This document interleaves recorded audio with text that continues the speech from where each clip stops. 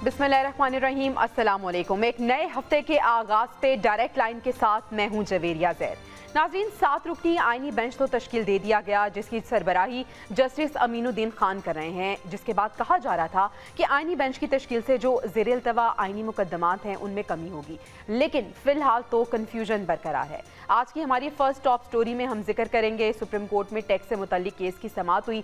इस दौरान जजेस ने क्या दिलचस्प रिमार्क्स दिए और क्यों आईनी बेंच की तश्कील के बाद भी कन्फ्यूजन का सिलसिला बरकरार है। आज की दूसरी स्टोरी में हम सवाबी जलसे में जो अली अमीन गंडापुर साहब ने कारकुनान से अहद लिया है उसका जिक्र करेंगे। साथ ही साथ जो झंडा लहराया गया अमरीकी झंडा, उस पर बात करेंगे। पाकिस्तान तहरीक इंसाफ ने इस पर रद्द अमल दिया है, क्या बात की है, डिस्कस करेंगे। और प्रोग्राम के आखिरी हिस्से में अरब इस्लामिक समिट की बात होगी जो सऊदी अरब के दारुल हुकूमत रियाद में मुनक्किद किया गया है। ये जारी है, वज़ीर आज़म शहबाज शरीफ भी इसमें शिरकत कर रहे हैं। आज के डिस्कशन के लिए मेरा पैनल मेरे साथ मौजूद है। अपने पैनल का मैं आपसे तारुफ करा देती हूँ। मोहम्मद आदिल साहब तज्ज़ियाकार हमारे साथ मौजूद हैं। इसके साथ साथ हसन रज़ा पाशा साहब लीगल एक्सपर्ट प्रोग्राम में मौजूद होंगे। नजम वली खान साहब ये तज्ज़ियाकार हैं, हमारे साथ मौजूद होंगे। Thank you so much for joining us. इसके साथ साथ हामिद अल मशरकी साहब भी प्रोग्राम में हमें ज्वाइन करेंगे। डिस्कशन का आगाज़ करते हैं आज की पहली स्टोरी के साथ। सुप्रीम कोर्ट में हमने देखा कि टैक्स से मुतल्लिक आज केस की समाअत हुई और उस समाअत के दौरान जजेस ने बहुत दिलचस्प रिमार्क्स दिए। ये कहना गलत नहीं होगा कि जजेस अभी भी कन्फ्यूजन का शिकार हैं कि कौन सा केस रेगुलर बेंच सुनेगा, कौन सा केस आईनी बेंच सुनेगा। आदिल साहब, हमें तो ऐसा लग रहा था कि आईनी बेंच की तश्कील के बाद कन्फ्यूजन ख़त्म हो जाएगी और जल्द से जल्द केसेस निपटाए जाएंगे, लेकिन अभी तक कन्फ्यूजन का ये सिलसिला बरकरार है। कौन डिसाइड करेगा कि कौन से केसेस आईनी बेंच की जानिब जाएंगे, कौन से केसेस रेगुलर बेंच देखेगा?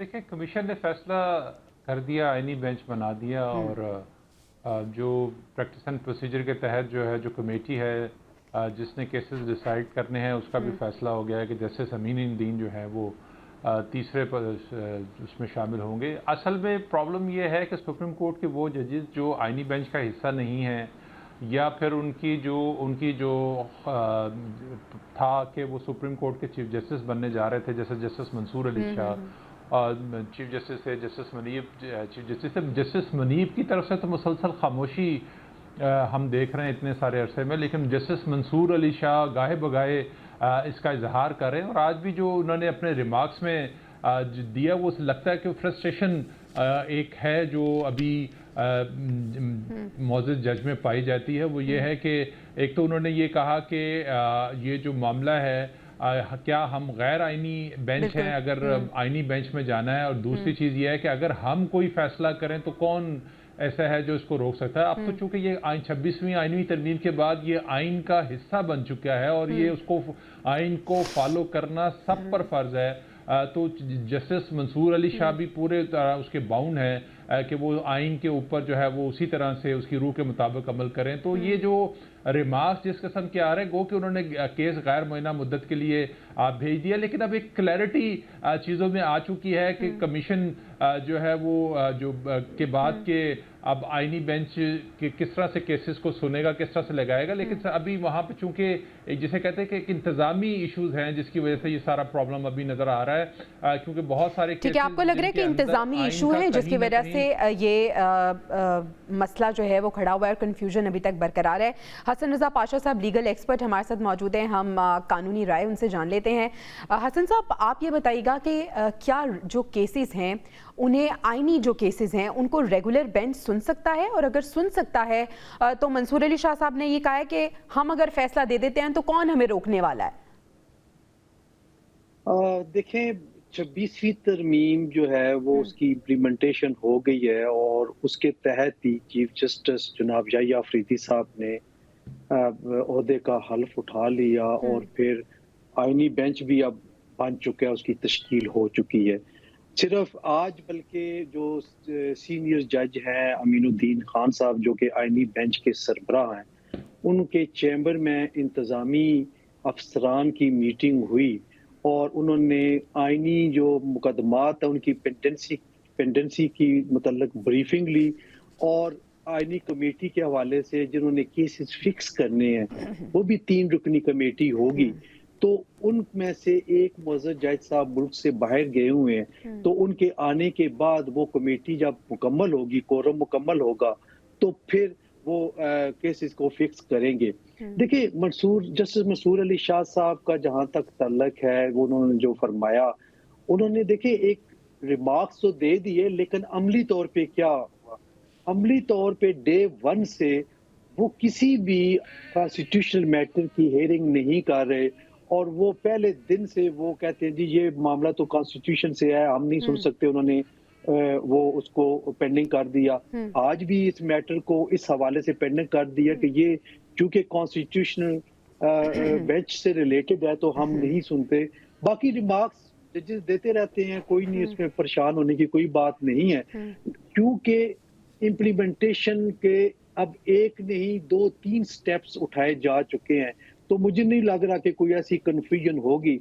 हाँ, जो आपका इंट्रो में एक बात आई, तयन करेगा कि ये केस जो है वो कॉन्स्टिट्यूशनल बेंच सुनेगा या रेगुलर बेंच सुनेंगे, तो उसके लिए मैं एक बात आपको बताऊं कि जब एंटी टेररिज्म एक्ट की जब लागू किया गया, तो फिर जो कोर्ट्स बनाएंगी, वो जो उस कोर्ट के प्रिजाइडिंग ऑफिसर हैं, जो जज हैं, वो तयन करते हैं कि क्या ये उस एम्बिट में आता है, यानी एंटी टेररिज्म कोर्ट के एम्बिट में आता है या रेगुलर कोर्ट की तरफ जाता है। तो वो जब देखते हैं, पुलिस लगा देती है, इंतजामिया लगा देती है, 780A लगा देती है, लेकिन जब उनके पास जाता है वो उसको एनालाइज करते हैं, और अगर वो उसके पैरामीटर्स में नहीं आता तो वो रेगुलर कोर्ट की तरफ भेज देते हैं। लाइकवाइज इसका तयन भी जो मेरी समझ के मुताबिक इसका तयन भी कॉन्स्टिट्यूशनल बेंच ने करना है, लिहाजा मेरा ख्याल है कोई कंफ्यूजन नहीं है। आप 1-2 महीने चलने दें इस सिस्टम को, तो हर चीज क्लियर हो जाएगी। कोई ऐसी ठीक है, हमें अपने उस सवाल का जवाब मिल गया कि कॉन्स्टिट्यूशनल बेंच इसका फैसला करेगा कि केसेस को रेगुलर बेंच देखेगा या आईनी बेंच देखेगा। नजम वली साहब, आप ये बताइएगा कि हम देख रहे हैं कि जस्टिस मुनीब तो बिल्कुल खामोश हैं, जस्टिस मंसूर साहब अपने जो एग्रेशन है उसका इजहार कर रहे हैं गाहे बगाहे। आज भी उन्होंने जो रद्द अमल दिया, आप उसको किस तरह से देख रहे हैं? क्योंकि वो कह रहे हैं कि अगर हम कोई फैसला कर दें तो कौन है हमारे फैसले को रोकने वाला, और साथ उन्होंने कहा कि जब तक आईनी बेंच नहीं बैठेगा, क्या हम गैर आईनी है? देखिए, जहाँ तक जस्टिस मंसूर की बात है, वो एक प्रोफेशनल जज हैं और उन्होंने अब तक जितने फैसले दिए, खासतौर पे मखसूस नशिस्तों वाले फैसले को छोड़ के बाकी तमाम फैसलों में उनको हर तरह से एक वाज़ेह सपोर्ट मिली, और उनके प्रोफेशनलिज्म को, उनकी कानूनदानी को और उनकी आइन फहमी को हमेशा सराहा किया।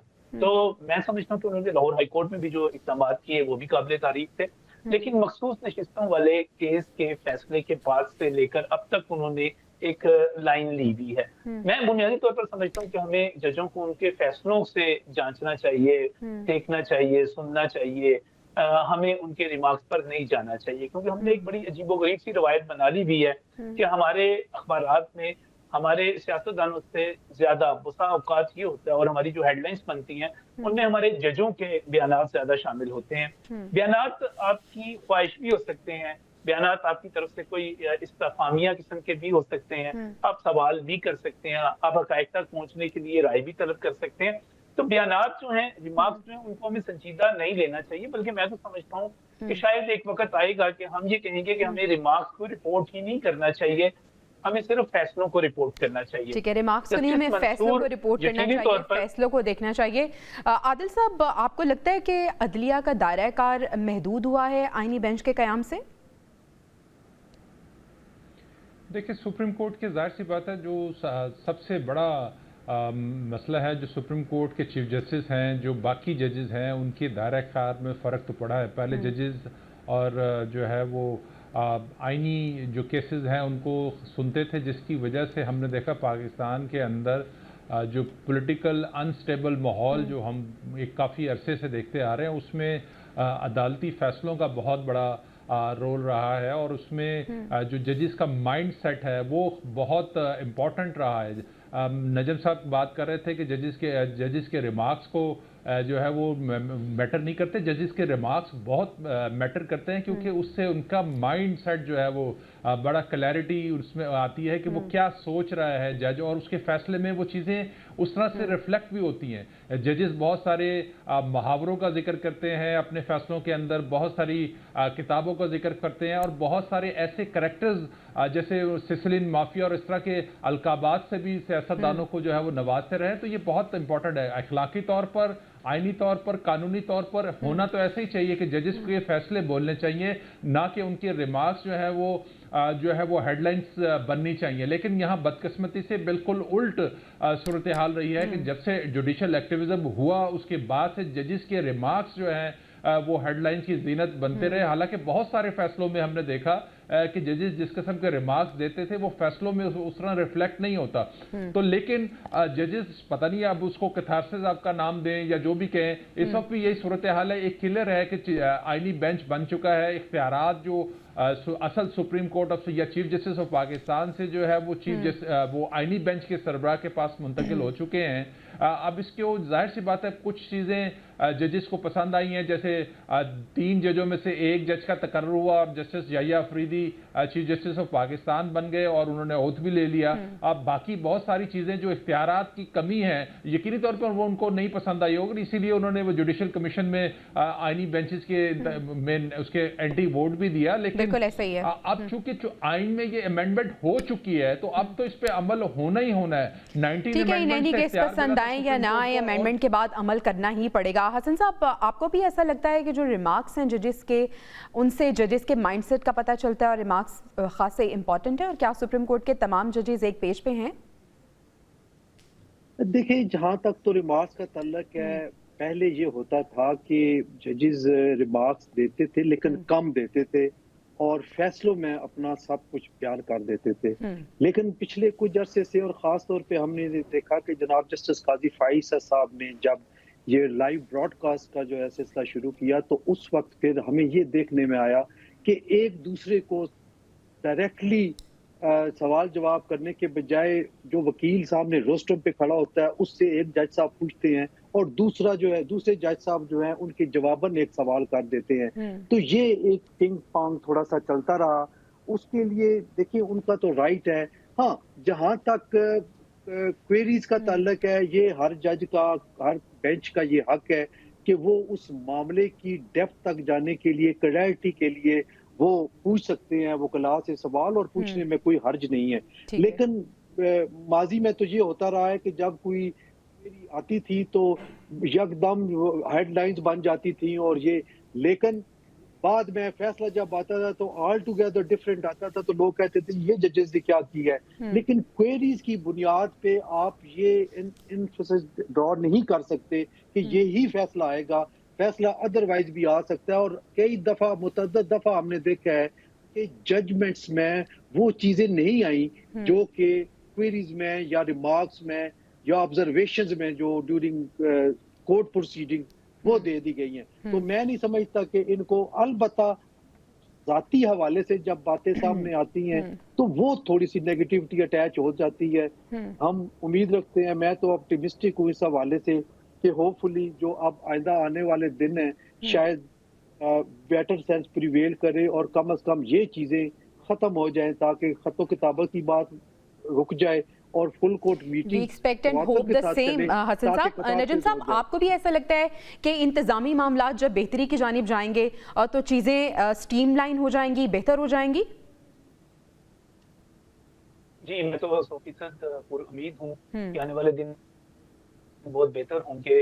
हमें खासतौर पे एक महाज राय हमेशा से नजर आती रही। हमें ये दिखाई देता रहा कि अदलिया हावी होना चाहती थी पार्लियामेंट के ऊपर और उसके फैसलों को अपने पैरों तले रोंदती ही नहीं थी, बल्कि वज़ीर आज़म को घरों में भेजा जाता था, उन्हें फांसियों पर लटकाया जाता था। तो अब ये बहुत सारी चीजें अब मुझे नजर आ रहा है। खासतौर पे काजी फाइज ईसा ने जो एक शानदार किरदार अदा किया, एक आईनी किरदार अदा किया, उसके बाद मुझे पूरी उम्मीद नजर आ रही है कि आने वाले दिन जो हैं उसमें खासतौर पे जब हम पार्लियामेंट की बात करते हैं, अदलिया की बात करते हैं, इंतजामिया की बात करते हैं, ये तमाम के तमाम अपने दायरे कार में रहेंगे, एक दूसरे पर हमलावर नहीं होंगे। इस चीज को चूंकि इससे पहले ये होता रहा कि पार्लियामेंट अपने वज़ीर आज़म, अपने सरबराहों के सर उतरवाती रही अदलिया से, तो अब वो रास्ता जो है बंद किया गया है काफी हद तक। अदलिया ने जितने भी हमले किए थे आज तक जमहूरियत पर, और उसके पीछे उस वक्त की एस्टेब्लिशमेंट होती थी। और मैं आपको बड़े वाज़ेह अंदाज में बता दूं कि इस वक्त आज की एस्टेब्लिशमेंट, आज की फौज आइन के साथ खड़ी हुई है, जमहूरियत के साथ खड़ी हुई है, पार्लियामेंट के साथ खड़ी हुई है, और वो चाहते हैं कि अमन हो, तरक्की हो, खुशहाली हो, बेहतरी की तरफ हम चलें। ये जो रोज रोज की लड़ाइयां हैं ये खत्म हो जाएं। तो मुझे पूरी उम्मीद है आने वाले दिनों में बहुत सारी तब्दीलियां आप देखेंगे। मैंने देखा है बानी पीटीआई इमरान खान जो है जिस किस्म के बयान दिया करते थे वो कुछ अरसे से रुके हुए हैं। मैं पाकिस्तान तहरीक इंसाफ की तरफ से फाइनल कॉल की बड़कों की तरफ जरूर जाता। इस पे भी हम बात करेंगे। हमारा अगला राउंड जो है वो इसी के हवाले से है। आखिरी सवाल आप तीनों से पूछना चाहूंगी। हमारे जो दो पैनल पे गेस्ट मौजूद हैं, मेरा पैनल में दो लोग जो हैं वो बड़े ऑप्टिमिस्टिक नजर आ रहे हैं। आदिल साहब, आप भी इतने ऑप्टिमिस्टिक हैं? क्या आपको तमाम जजेस एक पेज पे नजर आ रहे हैं सुप्रीम कोर्ट के? नहीं, मेरा नहीं ख्याल है कि जजेस जो हैं वो कभी भी एक पेज पे हो सकते हैं, चूंकि इख्तलाफ राय है और बड़े वाज़ेह इख्तलाफ राय है। जो जजेस हैं जो ये समझते हैं कि उनका हक मारा गया है, वो सीनियर जजेस या उनके जो माइंडसेट के जजेस हैं, जो बाकी सुप्रीम कोर्ट में हमें बहुत सारे फैसलों में, बहुत सारे केसेस की समाअत के दौरान नज़र आया कि कौन से जजेस किसकी जो है वो उसकी सपोर्ट करते हैं। तो ये इख्तलाफ रहेगा और इसके ऊपर उंगलियां उठती रहेंगी। ठीक है, इख्तलाफ रहेगा, उंगलियां उठती रहेंगी। हसन रजा पाशा साहब, आपको लगता है वो जजेस जिनके दिल में ग्रजेस हैं वो चीज़ों को स्मूथली जाने देंगे या वो अपने ग्रजेस जो है वो निकालने की कोशिश करेंगे? Short answer. देखिए, ये तो वक्त बताएगा। मेरा ख्याल है कि मैंने ये नहीं कहा कि तमाम जजेस एक प्लेटफॉर्म पे हैं या एक पेज पे हैं, क्योंकि जजेस में कि हर केस के हवाले से अपनी अपनी जाविया निगाह है देखने का। हम ये नहीं कह सकते कि वो एक पेज पे होंगे। अलबत्ता ठीक है, आपको लगता है कि आने वाला वक्त बताएगा कि एक पेज पे हैं या नहीं? नजम साहब, आपको क्या लगता है? देखिए, मेरे ख्याल में तो जजेस को एक पेज पे होना भी नहीं चाहिए। उन्हें केस टू केस हकाइक का जायजा लेना चाहिए, उसके बाद अपनी राय जो है कायम करनी चाहिए। उन्हें वुकला को सुनना चाहिए, अपनी राय देने की बजाय वुकला को सुने, कानून को देखें, आइन को देखें और उसके मुताबिक वो फैसला करें। और जहां तक बात है कि तमाम जजेस जो हैं एक पेज पर आ जाएं और उसका जो मतलब लिया जा रहा है वो हरगिज अब नहीं होगा। अब हर जो है माशाल्लाह जजों की तादाद भी 34 होने जा रही है, तो वो जो चंद जजेस होते थे और उनकी आरा होती थी, मैं समझता हूँ बहुत ज्यादा फर्क पड़ेगा। हुकूमत ने बहुत कामयाबी के साथ पहले आईनी तरमीम की, फिर कवानीन में तरमीम की, फिर उसके बाद जुडिशल कमीशन के हवाले से, इजलास के हवाले से, वो जुडिशल काउंसिल, जुडिशल कमीशन, तमाम जगहों पे बड़ी कामयाबी के साथ हुकूमत अपने पत्ते खेली है। माजी में कभी ऐसा नहीं हुआ था। जब एक मरतबा पार्लियामेंट पर, इंतजामिया पर चढ़ाई शुरू हो जाती थी तो उसके नतीजे में हुकूमत को जाना पड़ता था, लेकिन ये पहली मरतबा हुआ कि जो चीफ जस्टिस बनने वाले थे वो चीफ जस्टिस नहीं बन सके। ये बहुत बड़ी तब्दीली माजी के मुकाबले में अब आई है। तो अगर हम इसी तरह चलते रहे, यानी हुकूमत की जानिब से जो तब्दीलियां की गई हैं, आने वाले वक्त में हमें इसके प्रॉज एंड कॉन्स नजर आएंगे। बहुत से सिस्टम में भी हमें तब्दीलियां इससे नजर आएंगी। बहुत शुक्रिया हसन रजा पाशा साहब, लीगल एक्सपर्ट, इस चंग के लिए हमारे साथ मौजूद थे। नाज़रीन, अभी हमें ब्रेक पे जाना है। ब्रेक से वापस आएंगे तो हम बात करेंगे सवाबी में जो पाकिस्तान तहरीक इंसाफ ने जलसा किया है उसमें क्या कुछ हुआ और जो अमरीकी झंडा लहराया गया ये क्या मामला है। Stay with us. Welcome back. नाज़रीन, पाकिस्तान तहरीक इंसाफ की बात करते हैं। स्वाबी में पाकिस्तान तहरीक इंसाफ ने जलसा किया और वहाँ पे हकीकी आज़ादी मार्च की बात हुई। कहा गया कि जो फाइनल कॉल है वो बानी पीटीआई देंगे। अली अमीन गंडापुर साहब ने वहाँ पे जो कारकुनान थे उनसे हलफ भी लिया, यानी ओथ टेकिंग भी हुई कारकुनान से। इसके साथ साथ हमने देखा कि आज बानी पीटीआई ने अडयाला जेल में सहाफ़ियों से जो गुफ्तगू की है, उन्होंने कहा है कि फ़ाइनल कॉल मैं दूंगा।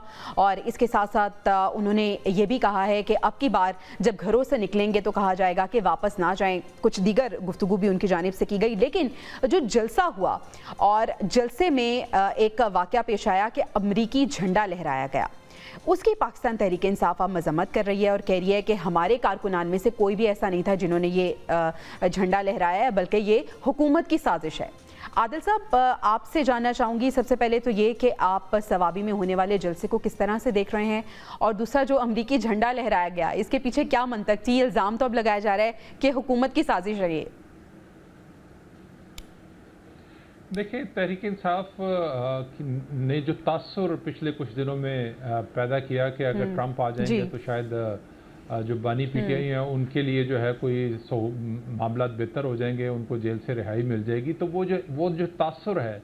और हमने ये भी देखा है कि जो तहरीक इंसाफ की बाहर बैठी क़यादत, यानी कि पाकिस्तान में जो बैठी क़यादत है, वो थोड़ी मोहतात नज़र आती है अमेरिका के हवाले से, चूँकि इमरान खान ने अपना बयानिया जो है वो उसी तरह तरतीब दिया है, और उन्होंने अपने बयानिए में चेंज इसलिए नहीं लाया क्योंकि अगर वो बयानिए में चेंज लाते हैं तो एक बड़ा जो है उनको नुकसान इसलिए हो सकता था कि उनको फिर ये कहा जाना था कि यू टर्न ले लिया है और वो अमेरिका के मुखालिफ जो उनका बयानिया था वो झूठा था। तो इसलिए तहरीक इंसाफ पाकिस्तान के अंदर बड़ी मुताद है, लेकिन हम दूसरी तरफ देख रहे हैं कि जो बाहर बैठी हुई तहरीक इंसाफ की क़यादत है वो उनकी कोशिश है, और इमरान खान के जो बहुत क्लोज समझे जाते हैं जुल्फी बुखारी, उन्होंने तो बिल्कुल एक क्लैरिटी के साथ एक चीज़ की है कि उनका ताल्लुक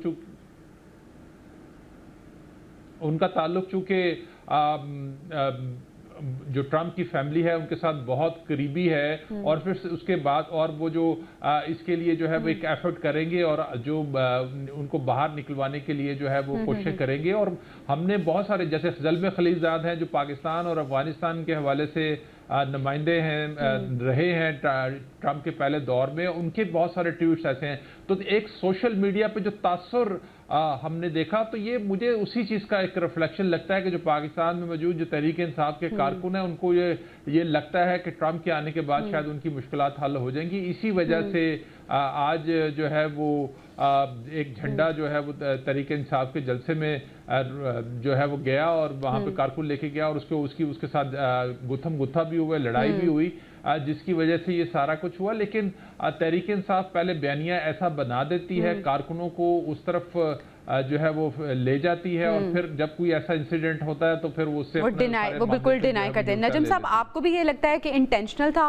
पाकिस्तान तहरीक इंसाफ के जलसे में अमरीकी झंडे को लहराया जाना? देखिए, पाकिस्तान तहरीक इंसाफ बुनियादी तौर पे किसी नजरिए के साथ नहीं है, वो बानी पीटीआई के साथ है, इमरान खान के साथ है। वो जो कहते हैं वो उनके ईमान का हिस्सा बन जाता है। वो कहते हैं कि हम अमेरिका के खिलाफ हैं, एब्सोल्युटली नॉट, तो वो एब्सोल्युटली नॉट का नारा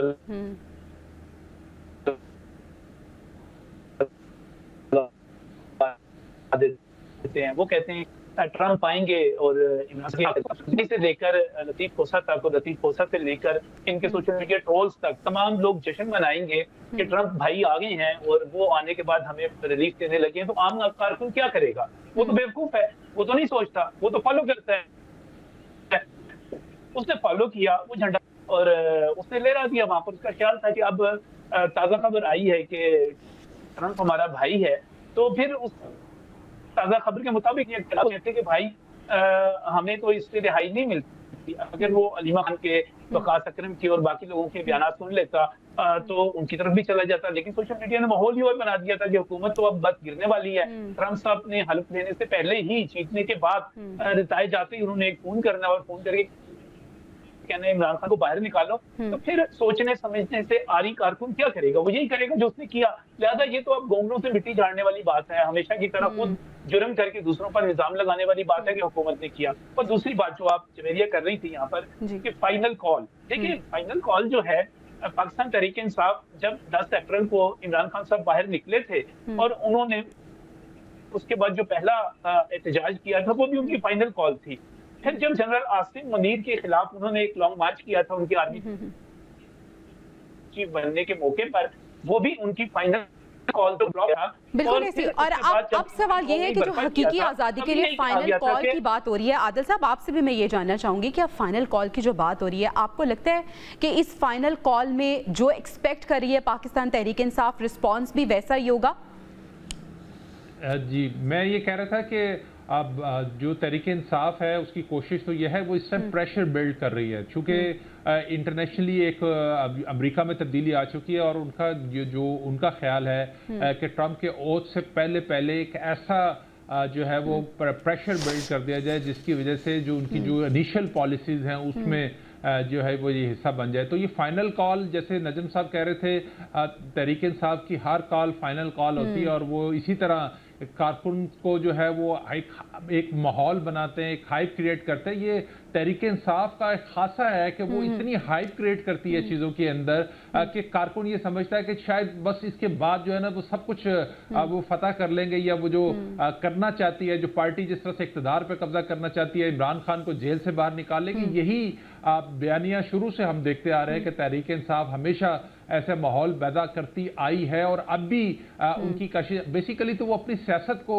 जो है वो जिंदा रखने की कोशिश कर रहे हैं। वो जो एक तासुर इस वक्त था कि शायद बहुत सारी चीज़ों पे कंप्रोमाइज़ हो गया, और उसकी बुनियाद पर बानी पीटीआई का जो जेल के अंदर एकदम खामोशी है, या बुशरा बीबी की रिहाई है, या और बहुत सारे मामलात में जो है वो इस्टेब्लिशमेंट और तहरीक इंसाफ जो है वो चीज़ों को बेहतर अंदाज में लेके चलने के लिए शायद किसी चीज़ पर उनका कंसेंसस हो गया, तो उस तासर को ज़ायल करने के लिए ये सारा कुछ किया जा रहा है। और इसमें एक दूसरा पहलू ये भी हो सकता है कि तहरीक इंसाफ के साथ अगर कोई वादा किया गया तो वो कोशिश कर रही है कि जो वादा किया है उससे ज़्यादा उनके लिए कोई रास्ता निकल सके। तो ये दोनों चीजें तहरीक इंसाफ लेके जा रही है, और ये पॉलिटिकल पार्टीज ऐसे ही करती हैं। अगर वो किसी मामलात के ऊपर उनकी कोई मामलात तय पा भी जाएं तो वो बज़ाहिर जो है आदिल साहब, आपने ढकी छुपी एक खबर दे दी है कि मामलात शायद तय हो गए हैं, कुछ वादे किए जा रहे हैं। नजम साहब, आपको लगता है कि मामलात तय हो गए हैं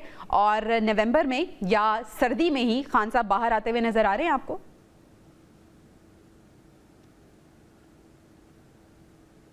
देखिए, बात है तो फिलहाल तो ऐसी कोई बात नहीं है। अभी तक ऐसी कोई बात नहीं है। हुकूमत इस चीज पर सोच जरूर सकती है, और हमें इस चीज के इशारे पहले भी मिले थे कि पाकिस्तान की इकॉनमी जो है वो चलना शुरू हो गई है, पाकिस्तान के खारजा तल्लुकात बेहतर हो गए हैं। इमरान खान साहब बड़ी तबाही फेर रहे थे खारजा तल्लुकात के हवाले से, जब IMF से मामला तय हो रहे थे, इस हवाले से पैकेज की कोशिश की जा रही है, 2000 पॉइंट्स पे पहुंच गई है।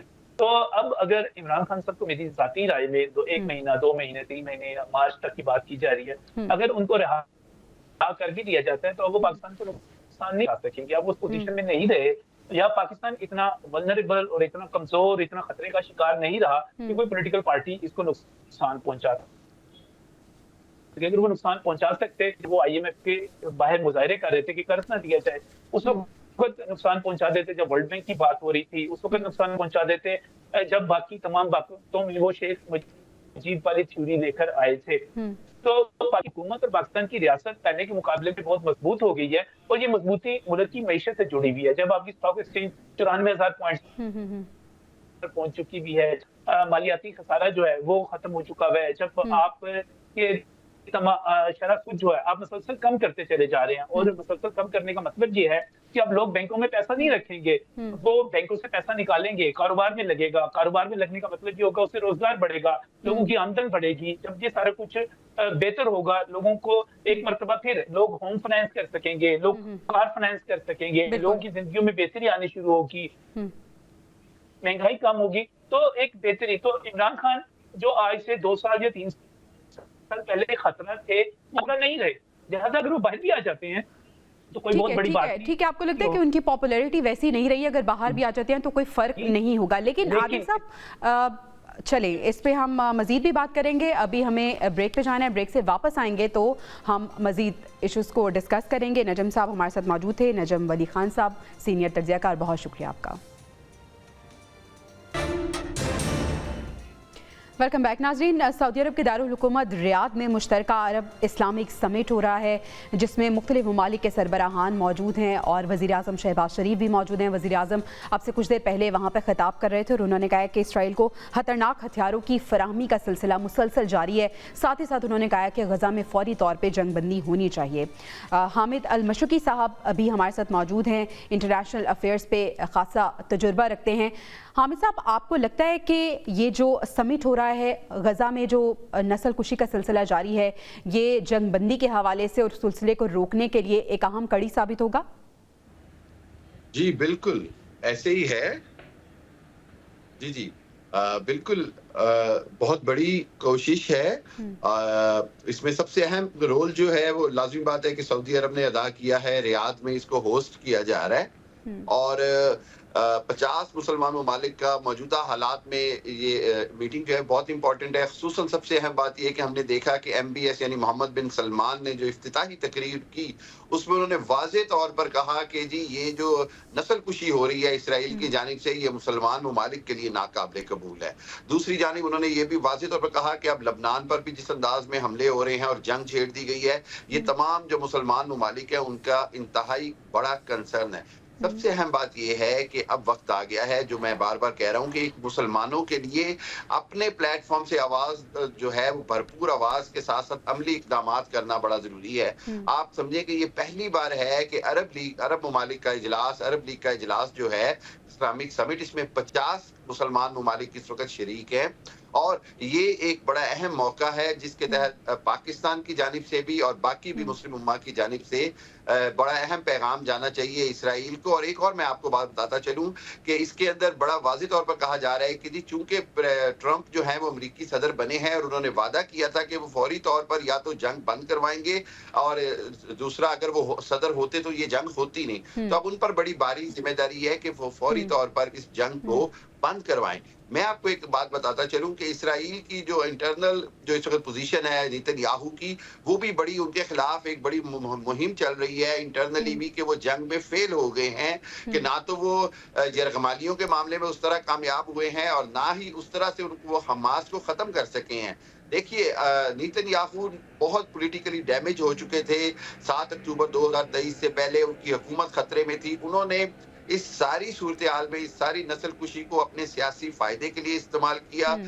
इस इस्राएली जो फौजियों की बर्बरियत है, उन्होंने इसको अपने सियासी मकासद के लिए इस्तेमाल किया है। मैं ये समझता हूँ कि अगर आप इस सारी सूरत-ए-हाल को गौर से देखें तो अब जो मैं बार-बार कहता आ रहा हूँ कि वक्त आ गया है कि 7 या 8 ताकतवर मुसलमान ममालिक मिलकर कोई एक और प्लेटफॉर्म बनाएं जो कि अमेरिका और G8 ममालिक की तर्ज पर काम करे और उनको एक पैगाम भेजा जाए कि मुसलमान ममालिक जो हैं वो अपने मसाइल के हल के लिए भी एक बड़ा प्लेटफॉर्म रखते हैं। ये जो समिट हो रहा है रियाद में, ये एक बड़ा अहम समिट है। इसके ठीक है, आपको लगता है कि बड़ा अहम समिट है और इसके बहुत अहम और दूरस्थ नताइज भी हो सकते हैं। आदिल साहब, इससे पहले भी हमने देखा था कि पिछले साल नवंबर में ये समिट हुआ था और अभी जो समिट हो रहा है ये उसी का एक तसलसल है। इससे पहले जो समिट हुआ था उसके बाद के नताइज क्या रहे और आपको लगता है कि इस समिट की अहमियत है और दुनिया को एक पैगाम जाएगा कि मुस्लिम ममालिक मुत्तहिद हैं? देखें, ये 2 अरब मुसलमानों की तंजीम है जो ये अरब लीग है, और आप ये देखें कि अब और वो 19 मिलियन यहूदियों की आबादी है पूरी दुनिया के अंदर। 10 मिलियन मेरा ख्याल यहूदी इसराइल में बसते हैं। तो इतनी बड़ी मुसलमानों की जो आबादी है और 50 से ज़्यादा इस्लामी ममालिक हैं, लेकिन उसके बावजूद इस 1 साल से ज़्यादा अरसा हो गया है गज़ा के ऊपर जंग मुसल्लत हुए हुए, हज़ारों मुसलमान जो है वो शहीद हो चुके हैं। इस मौके पर अभी भी आप जब अलामिया आएगा तो वो अलामिया सिर्फ ज़ुबानी कलामी बातें करने से या बयानियात देने से मसला हल नहीं होना चाहिए। अरब मुल्कों को जो है इसके ऊपर एक स्ट्रॉन्ग जो है वो स्टेटमेंट जारी करनी चाहिए। इसके ऊपर एक स्ट्रॉन्ग स्टैंड जब तक नहीं लेंगे, अब तो देखें एक हालात पैदा हो गए हैं, ट्रंप ने एक वादा कर लिया है, उसके बाद अगर मुस्लिम ममालिक जो है वो किसी स्ट्रॉन्ग मैसेज देने में कामयाब हो जाते हैं। और फिर इसमें जो दूसरी इंपॉर्टेंट चीज़ है, सिर्फ मामला इस वक्त गजा नहीं है, लिबनान है, फिर ईरान है, तो इसको एक स्ट्रॉन्ग मैसेज जो है वो अरब स्टेट्स की तरफ से और मुस्लिम ममालिक की तरफ से जाना चाहिए कि अगर ये मामला बढ़ा तो उसके क्या नताइज जो है वो आ सकते हैं। हमने देखा कि वो सऊदी अरब ने एक बैनुल ममालिक जो है एक फोर्स बनाई थी, उसका ऐसी फोर्स का क्या फ़ायदा कि आप अपने ममालिक मुस्लिम ममालिक का दिफा ही ना कर सकें। तो इस तरह के सिर्फ अलामिया करने से, सिर्फ कॉन्फ्रेंस करने से जो है वो प्रेशर बिल्ड नहीं हो सकता कि मुसलमान ममालिक को जो है अमली तौर पर जो है वो साबित करना होगा कि वो मुत्तहिद हैं और उनको प्रेशर बिल्ड करना होगा, अमेरिका पे बिल्ड करना होगा। और एक बड़ा अच्छा मौका इसलिए है कि ट्रंप जो है वो आने वाले 2-3 महीने में जब वो इक़्तिदार संभालेंगे तो उनके ऊपर एक ऑलरेडी इस तरह का प्रेशर बिल्ड हो जाए कि वो जो अमेरिका का जो फैसला है इसराइल को, ठीक है, यानी एक जानिब हम देख रहे हैं कि ट्रंप की जानिब से वादा किया गया, दूसरी जानिब इस समिट के बाद अगर कोई स्ट्रॉन्ग मैसेज, स्ट्रॉन्ग स्टेटमेंट मुस्लिम ममालिक की तरफ से जाता है तो फिर एक प्रेशर बिल्ड हो जाएगा। आपको भी लगता है हामिद साहब कि एक स्ट्रॉन्ग स्टेटमेंट, स्ट्रॉन्ग मैसेज जाना चाहिए? और दूसरा ये कि ट्रंप ने जो वादा किया था वो सिर्फ अपनी कैंपेन को चमकाने के लिए, वोट हासिल करने के लिए था, या उस वादे में कुछ हकाइक भी हैं? अपने वादे को वफा करेंगे ट्रंप? जी जवेरिया, मैं ये समझता हूँ कि ट्रंप पूरी कोशिश करेंगे कि ना सिर्फ गजा में जंग बंदी हो बल्कि यूक्रेन में भी जंग बंदी हो। अच्छा। उसकी वजह ये है कि उनका जो पूरा उनका जो पूरी इलेक्शन कैंपेन है वो ये दो बहुत बड़े नारों पे बेस करती है। ये खाली मुसलमान वोटों की बात नहीं बल्कि पूरी अमेरिकी कौम को उनसे तवक्को है कि वो अमेरिका को जंगों से निकालेंगे। आप भी ये बात जानती हैं कि इसराइल की इतनी लंबी जो उसने बर्बरियत की है, वो अमेरिका की पुष्टपनाही के बगैर तो नामुमकिन थी। और अमेरिका ने ना तो उसको रोका बल्कि 2 से 3 करारदादें जनरल असेंबली में और वहां पर वीटो की गई, इसीलिए कि जी वो इसराइल पे पाबंदियां ना लगे या इसराइल को जंग से ना रोका जाए। तो मैं ये समझता हूँ कि ट्रंप पूरी कोशिश करेंगे। और दूसरी बात ये कि बिल्कुल मुसलमान ममालिक की तरफ से अब सैंक्शंस की बात होनी चाहिए। अब मुसलमान ममालिक की तरफ से इसराइल के बाइकाट की बात होनी चाहिए। अब मुसलमान ममालिक की तरफ से जो सफारती ताल्लुकात बहाल किए गए हैं उन पर नजर सानी की बात होनी चाहिए। अब मुसलमान ममालिक की तरफ से एक इकट्ठ की बात होनी चाहिए कि इसराइल ने जो 40-45 हजार फलस्तीनियों को शहीद कर दिया है और जो पूरा गजा को मलबे का ढेर बना दिया है, इसराइल को इसकी कीमत चुकानी चाहिए। ये एक पैगाम जाना उम्मत मुस्लिमा की तरफ से बहुत जरूरी है। और MBS ने एक बड़ी अच्छी बात की थी कि हम ऐसा 2 रियासती हल चाहते हैं जिसके अंदर जो है वो मशरकी बैतुल मुकद्दस की फलस्तीन का दारुल हुकूमत हो। वो जो ट्रंप ने बात की, मैं ये समझता हूँ कि ट्रंप के पास ये आखिरी मौका है। अमेरिका में तो 2 बार से ज्यादा आप सदर नहीं बन सकते। तो अगर वो इस अपने 4 साल के सदारती दौर में फलस्तीन का मसला हल करवा देते हैं 2 रियासती मंसूबे की शक्ल में, जिसमें बैतुल मुकद्दस जो है वो फलस्तीनियों का भी दारुल हुकूमत हो, तो ट्रंप का नाम बहैसियत अमेरिकी सदर तारीख में लिखा जा सकता है। ये मैंने एक आर्टिकल में भी लिखा है। और मैं ये समझता हूँ कि अमेरिका बहरहाल इस पोजीशन में है कि वो कोई ना कोई ऐसा मुस्तकिल अमन का हल निकाले जो इस पूरे खित्ते को, जो हर वक्त एक आतिशफिशां की तरह है, उसको इससे निजात दिलाई जाए और दुनिया को अमन के लिए फलस्तीन, कश्मीर और इन बड़े जो फ्लैशिंग पॉइंट्स हैं, इनका सोल्यूशन चाहिए। इनके हल बिल्कुल ऐसे दुनिया को इसका सोल्यूशन चाहिए। हामिद अल मशरकी साहब, अगर हम वज़ीर आज़म शहबाज शरीफ की बात करें तो हमने देखा है कि हर फोरम पे उन्होंने बड़ा स्ट्रॉन्ग स्टैंड रखा है जंगबंदी के हवाले से, और जो जुल्म हो रहा है गजा में उसके खिलाफ उन्होंने बात की है। आज भी उन्होंने इस फोरम का इस्तेमाल करते हुए अपना पैगाम दुनिया के सामने पेश किया। वो कह रहे हैं कि जो हथियारों का मुसलसल एक सिलसिला है इसराइल को पहुंचाने का वो जारी है, वो फौरी बंद होना चाहिए। साथ ही साथ उन्होंने कहा है कि गजा में जंगबंदी होनी चाहिए। पाकिस्तान का जो स्ट्रॉन्ग स्टैंड है उसको किस तरह से आप देख रहे हैं वज़ीर आज़म ने जो रखा हुआ है? जवेरिया, देखिए अभी जब यूनाइटेड नेशन जनरल असेंबली का इजलास न्यूयॉर्क में हुआ तो मैं खुद वहां पर मौजूद था और मैंने वज़ीर आज़म का खिताब भी सुना, उसके बाद नेतन्याहू को भी देखा, सारा कुछ देखा। मैं ये समझता हूँ कि प्राइम मिनिस्टर का जो खिताब है वो पाकिस्तान की आवाम की आवाज है और मैं उनको खराज तहसीन पेश करता हूँ इस मामले में कि उन्होंने पूरी उम्मत की जो आवाज है इस जुल्म और बर्बरियत के खिलाफ वो उठाई है। बल्कि मैंने तो ये भी समझा कि मतलब जिस अंदाज में वो इमोशनल और जज्बाती होकर उन्होंने बात की, वो ही दरअसल हमारे सबके जज्बात हैं कि अब हम फलस्तीन में मजलूमों का मजीद खून बहते हुए नहीं देख सकते। लेकिन इसके साथ साथ अब पाकिस्तान के साथ जो बाकी ममालिक है उनको मिलकर, ठीक है, पाकिस्तान के साथ दीगर इस्लामी ममालिक को भी किरदार अदा करना चाहिए। आदिल साहब, आप किस तरह से देख रहे हैं? वज़ीर आज़म शहबाज शरीफ ने आज भी अपने खिताब में ये बात की है और हर फोरम का इस्तेमाल उन्होंने किया गजा में जंगबंदी के हवाले से। देखिए, प्राइम मिनिस्टर का खिताब जो है वो जैसे मशरकी साहब ने कहा कि पाकिस्तान की आवाम का जो है उनकी मंगों के मुताबिक, ये फ़लस्तीनी अवाम की मंगों के मुताबिक भी है। पाकिस्तान का हमेशा से एक सख्त मौक़िफ़ जो है वो फ़लस्तीन के हवाले से, उनके जो हकूक़ के हवाले से रहा है और ये मैसेज जो है वो गया। लेकिन ये इस वक्त ज़रूरत जो है वो यकजहती की है, यूनिटी की है। तो ये सिर्फ इस फोरम को जो है एक मुश्तरका मैसेज जो है पूरी दुनिया को देना चाहिए कि अब जितना जो होना था वो हो चुका। अब आगे अगर 2 रियासती हल की तरफ बढ़ा जाता है या उसके हवाले से कोई फार्मूला सामने आता है तो उसमें जो है फ़लस्तीनियों के जो मामलात हैं उसको प्रेफर होना चाहिए। ये नहीं होना चाहिए कि इसराइल की ख्वाहिशात के मुताबिक कोई हल ढूंढने की कोशिश की जाए, ऐसा नहीं होना चाहिए। मुसलमान इतनी बड़ी तादाद में, इतने पावरफुल मुस्लिम ममालिक हैं, उनको ठीक है, मुसलमान एक बड़ी तादाद में मौजूद हैं, ये समिट करना बहुत ज़्यादा ज़रूरी है, लेकिन इसके साथ साथ एक स्ट्रॉन्ग स्टैंड और स्ट्रॉन्ग स्टेटमेंट की ज़रूरत है। नाज़रीन, प्रोग्राम से इजाज़त दीजिए, आपसे इंशाल्लाह कल मुलाकात होगी। अल्लाह निगहबान।